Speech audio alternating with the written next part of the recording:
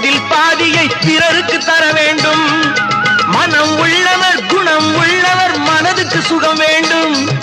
தனம் உள்ளவர் அதில் பாதியை பிறருக்கு தர வேண்டும்.